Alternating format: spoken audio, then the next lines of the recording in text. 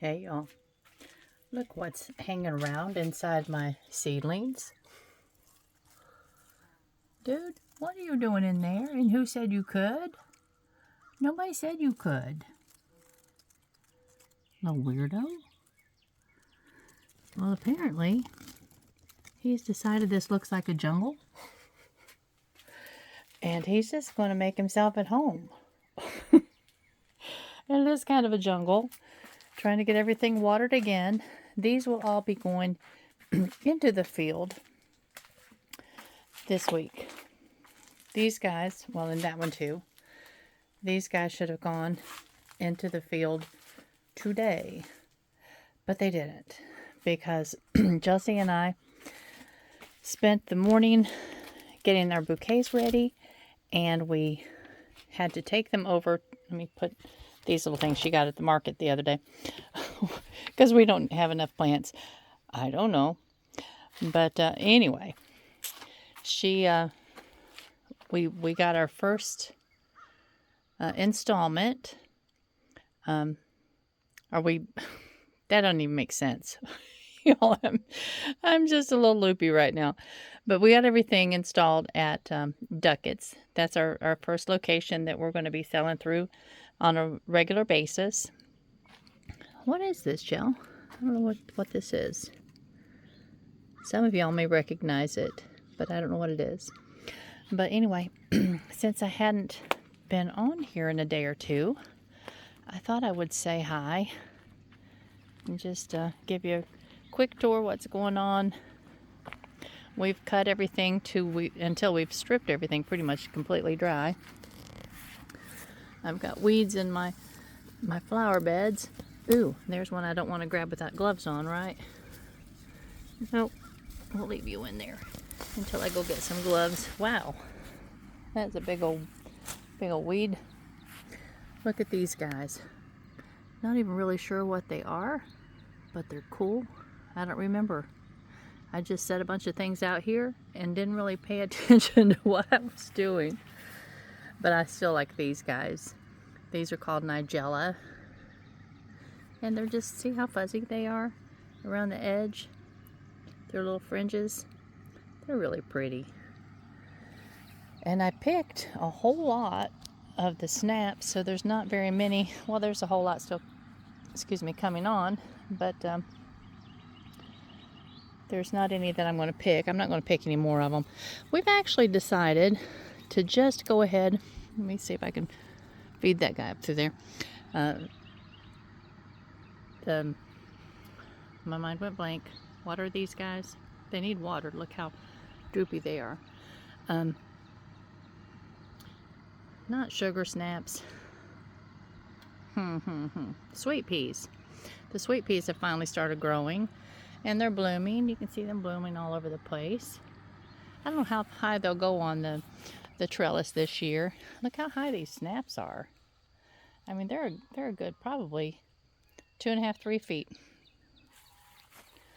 But anyway, they're pretty. Next year we'll have lots of snaps actually growing in our flower field that we'll use for the purpose of making bouquets. This year I wasn't planning on using these for bouquets, but we've grabbed everything that we possibly could just to have, enough to do what we needed to do this week. But it's been a good week, y'all. It has. We had our first market day on Thursday, and it was successful. We didn't sell tons, but we sold enough to make it worth our time. And you know what that is back there? It's spinach. I set that spinach back there, and I totally forgot that I had spinach in the flower bed. And of course, it's ginormous now and has gone to seed. I guess I should save some of that seed. But you can see how hard I cut on this mint. But there will be somewhere in our flower fields a permanent bed with mint in it. Because I can tell you something, mint makes a wonderful filler. And it smells so lovely. There's just not a good reason not to have a flower bed just of mint that we can use continually. And there's my Pabst Blue. that's what I've been using to try to deter the critters that are eating on my cabbages.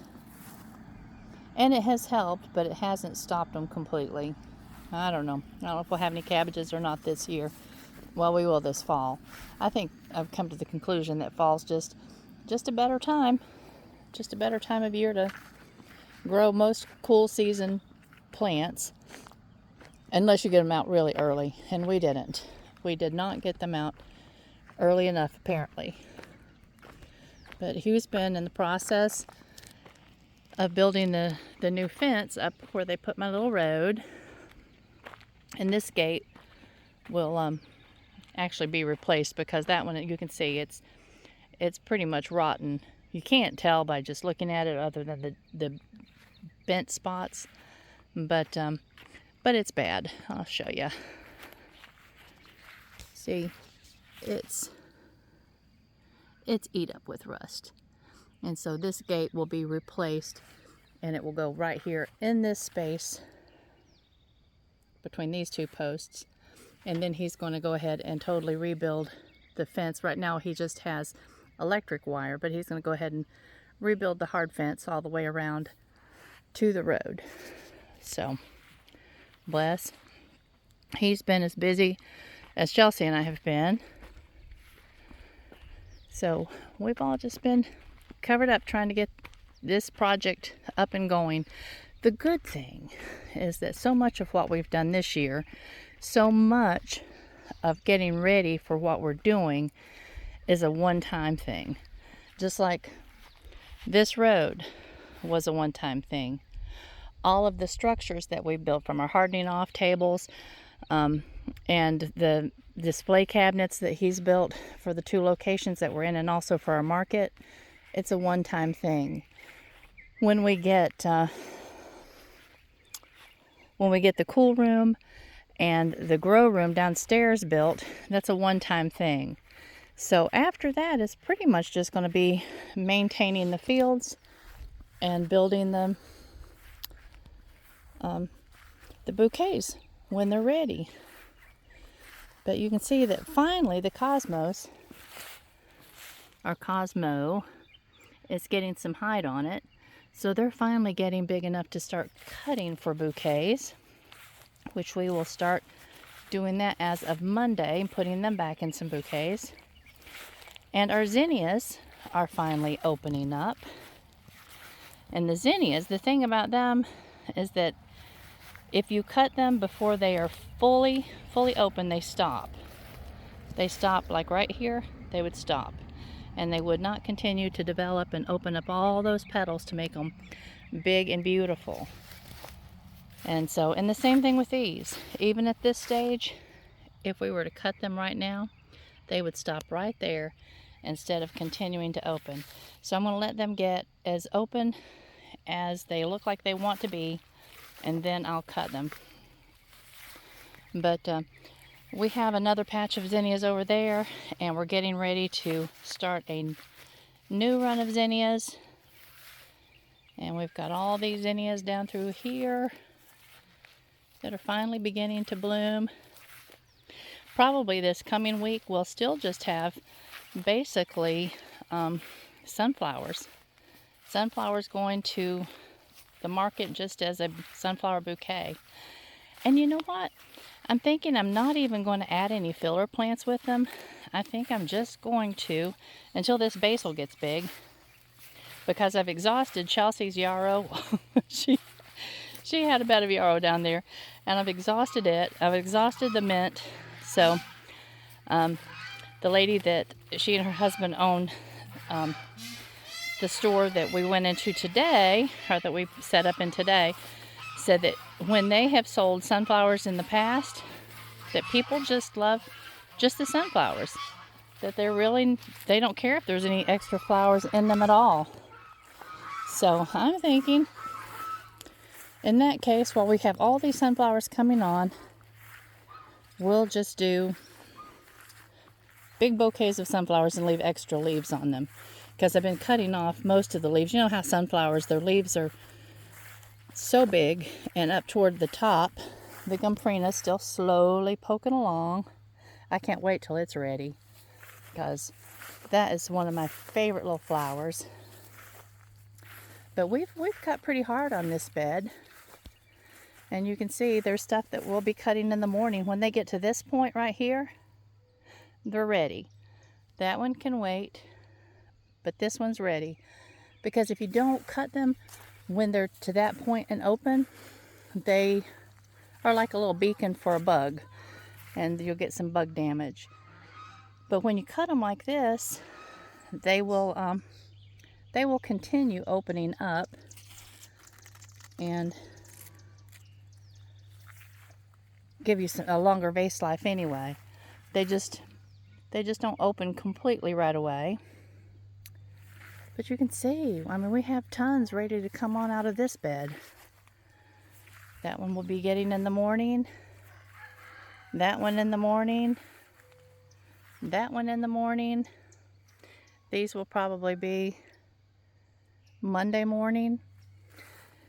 But we're set up for deliveries on Monday, Thursday, and Saturday. So our flowers will always be fresh. They'll always be going into these little stores fresh. And yes, there will probably be some loss, because whatever doesn't sell, they'll come home and go in the compost bin. Or we have a neighbor. There's a bee. What you doing, little bee? He's washing his face. Look how he's hanging on. And he's washing his face. That's funny. But we have a neighbor that is a supervisor and a nurse. Oh, well, I don't know if she's supervising at this particular nursing home, but she is a nurse at a local facility. And so I'll probably just run the extras by to her so that she can just take them for her little people there to enjoy. And that will make me feel better and hopefully make them happy. There's your little ladybug. I've seen a lot of little ladybugs in this patch, so they enjoy the suns. Now, this particular color is called peach, and I'm not as much of a fan of the peach as I am the darker yellow. Chelsea and I have discovered that the lighter colors, like the peach, actually, there's another lady. Hey, darling. Are more attractive to bugs. The lighter colored ones just seem to be more attractive to bugs. So, here we've got a little bee in there working. That makes me happy. There's an ant doing its thing, whatever ants do. I'm not sure but anyway, our second location will be taking just bouquets of suns and setting up our display there on Monday morning.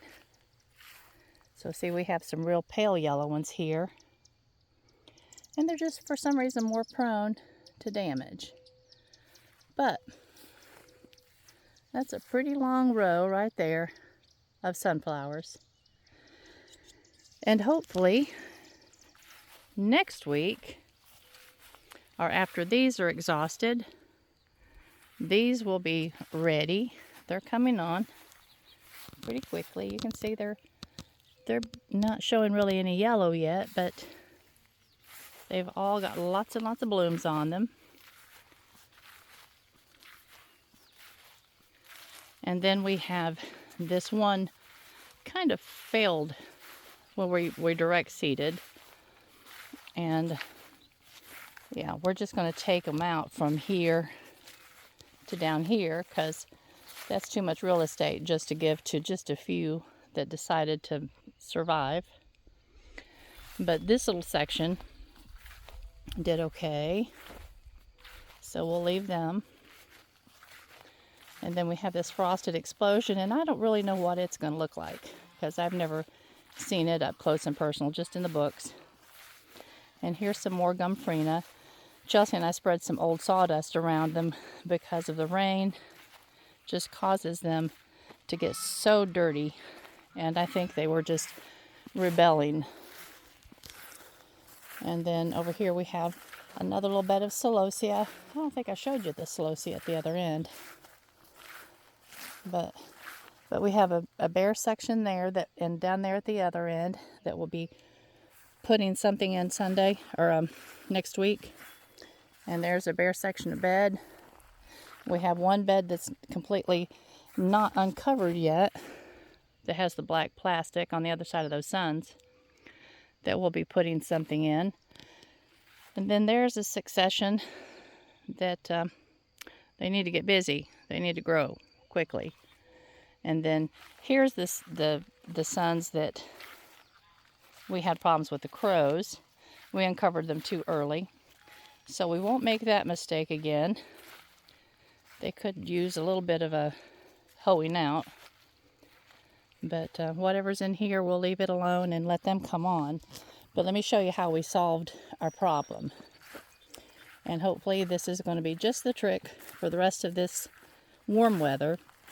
During the cooler weather, when we're just coming on, we will still do like we did with these guys and all those bigger plants over there, which was to grow them inside and set them out when they're about 3 or 4 inches tall. That kind of guarantees. But here, we started our little seedlings, and we had it covered over with bird netting. And we put hoop wire in pretty close together so that they couldn't cave it in to get down there to the seedlings. But they'll be able to stay, and we did secure it in such a way that I don't think we've got any loose edges that's going to pose a problem for wildlife. We don't want any wildlife getting caught in this netting. But this should give us the ability to just leave this totally covered over with this wire, or with this netting, for, I'd say, until they're 3 or 4 inches tall, until they're the size that we would typically set them out in the field. So I think we're good. I'm getting ready to water these in a few minutes because they're getting dry down in there. We don't want our little seedlings to get dried out. But that's what's going on here.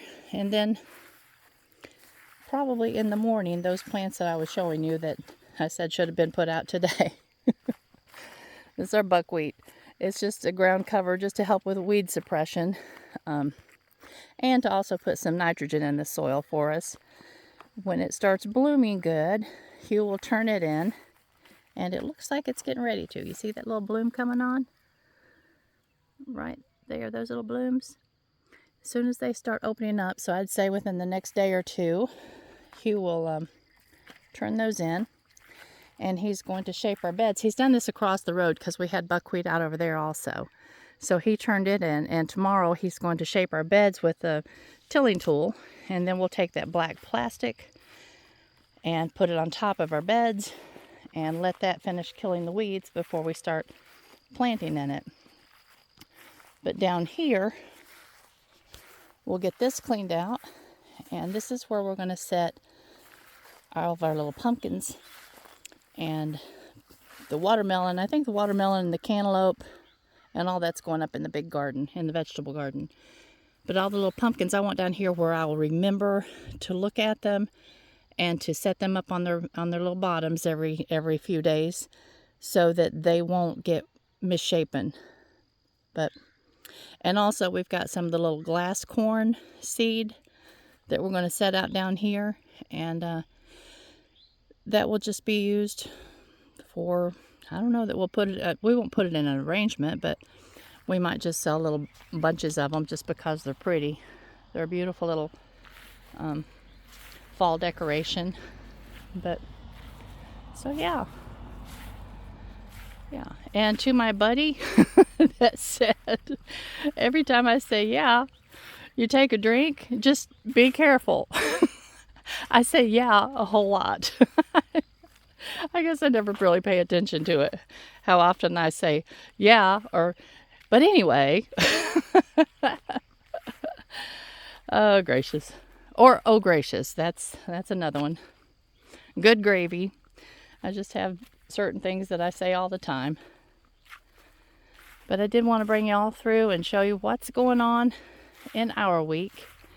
And the photo that I'm going to use at the beginning of this, see, that's a bed that's got to be set out soon. We'll take that plastic up and use it on another row to suppress the weeds. And that's what we've decided to do with the plastic. We're not going to cut the holes in it to plant through like we did over here. We're just going to use it as weed suppression. And you can see it really did, I think, a rather nice job of suppressing the weeds. So those beds down there did not have the black plastic on them. This one did. And so it just really gives the little plants a chance to outgrow the weeds. And that's all we need. I mean, we don't need perfectly clean beds. I'm not going to crawl through here and pull weeds or try to hoe. We'll just say if you can outrace the weeds, we're good. That'll do it. So anyway, I have another roll of black plastic downstairs that hasn't been opened yet. And we have this great big long one. So we'll just, when we get our beds shaped, that will just go on them for a week or two. And then when we pull it off, it should give us a nice kind of weed-free surface to work in. And that's good enough. But, let me take you up here and show you the cosmos. This is basil. I've shown you all this. This is the basil called cinnamon. And it's really pretty. It's just, so you can see it flowers a little bit. It's coming on. But it's just got a pretty stem. I'll go down under here so you can see this color. See the color of these stems? They're just really pretty. And then down through here, we have some coxcomb that are finally beginning to develop. The leaves on that one's looking kind of funky. So we'll see. We'll see if it's usable once the head opens up. And the coxcomb, I did find out that we really stressed it by getting them out as early as we did. So that's one of those live and learn moments. We'll continue on, and next year I'll have learned that lesson. We will not plant the coxcomb or the celosia so early. And then here we have some little feathers developing, and that's my favorite. I'm not that big of a fan of the coxcomb, but I am a huge fan of the feathers. I love it when these feathers start taking shape. And I grew a lot of the feathers last year in my own personal garden, and they were kind of like a pale pink, I guess. It's just almost like an antique rose color. And then here's all these marigolds getting ready to pop open. There's one that's really getting big.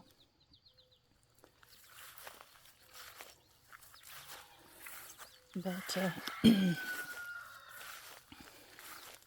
y'all, I'd love to say we'll take a walk in the cemetery.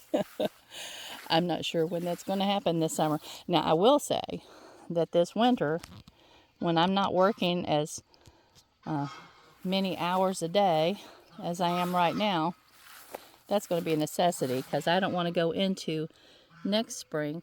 These are azuratum, and you can see their little blooms. Oops.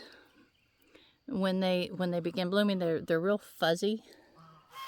These were supposed to, I thought that I had ordered the kind of periwinkle blue, but these end up being kind of a dusty purple of some kind. But they'll be pretty. I mean, they are pretty, but they're not exactly they're not that dark when they open up, but they're still pretty. But I still like the periwinkle better, because I love periwinkle. There's a lightning bug. Hey, dude. You waiting for takeoff? But these are all getting big enough. Or we're getting enough that are getting big enough. See how tall he is above the netting? That we can start picking on these, I'd say, this week. I think they have to be pretty well open, like the zinnias, before you can safely cut them to keep them blooming. But everything has kind of a specific time when they're supposed to be harvested and planted, and some take field preparation of a mild fertilizer in the beds before they're planted. Some don't want to have any more fertilizer, like the zinnias, because it can cause powdery mildew. I told Hugh one day, and I think I shared this with you already, that I didn't realize that flower farming required a PhD. It has surprised me a bit how much I don't know. I thought I knew more than I do. I don't. So this is truly a learning curve. I didn't realize how much so. But right now, I've got to go and water the plants on the porch, and water the plants that are on the heat mats in the dining room, and water the rest of the plants on the hardening off table. And Chelsea's coming to help me in just a moment. We've got to water these sunflower seedlings, and we're running out of daylight, y'all. Of course, it's not like I've been working all day. I haven't. Hugh and I, as a matter of fact, went out to dinner a little while ago. We hadn't done that in a bit. But, oh, and one more little piece of information. Aaron is here for a couple weeks, and you will be, if you follow his channel, he has a video coming out tomorrow, so watch for it. He's getting ready to start doing his videos again, getting his channel back online. He's had time off doing different things and being extraordinarily busy, but now he's ready to go with it, and I'm so excited for him. I'm not going to give you any information because it's his story to tell, but let me go down here, and there's a piece of my black plastic. I've got to pull it out and rinse it off so that I can use it for another bed. But this little frame, I don't know if I told y'all that we were going to use it for a greenhouse at one point, and it's solid piece. It's got to be assembled, and then it's going to have to be welded. But it's going to stay right here in this location, and it has decided that it wants to be an aviary for our peacocks. That's where it's going to stay. It'll have nice shade in the evening, have full sun in the morning, and be close to the bird lot. Of course, peacocks can come and go as they will. And if you remember, these trees, these are where Isabella roosted. She roosted up in there, and Ferdinand roosted over in the tobacco. He still does. He roosts over in the tobacco barn. But Aaron's here. He's going to help me get this assembled and cleaned up and welded, and we're going to Harbor Freight to get the netting, because what Aaron had left here is missing in action, and I'd say Hugh at some point thought it was trash and threw it away. I call him Mr. Tidy Bowl. But anyway, that's okay. That's okay. We'll go get the netting that we need, and we'll get it welded up, assembled, and the covering put over it. And we'll be using chicken wire down around the bottom to keep critters out of it. Because when we do bring, and I'm going to get at least 2 girls, 3 if I can afford them, but we're going to get 2 girls, and when we bring them home, they actually will have to stay in that structure for at least 2 months. I think that the suggestion is 4 months, and that's because your area has to imprint on a peacock before they will stay. And so we want to make sure that they're totally imprinted before we let them loose. And I'm hoping that once they get used to being in there, and we're going to put them, you know, a pretty high roosting post. I think those up there will be too close to the top. It won't really give them much room to, so we'll come down a little bit and make them some roosting posts out of wood so that their feet won't get frostbitten in the winter. But this will give them a safe haven when they reach the point that I'm hoping that, I don't know what the geese are doing. They hear me out here and they start yelling. But that will give them a place where they can, and I'm hoping they'll go back in every night, and that they'll continue roosting in here so that I can actually close them up and keep them safe. If you remember, Isabella was nesting down here in the garden last year when she was attacked by some predator and killed. So we're going to do our best to keep that from happening to these girls.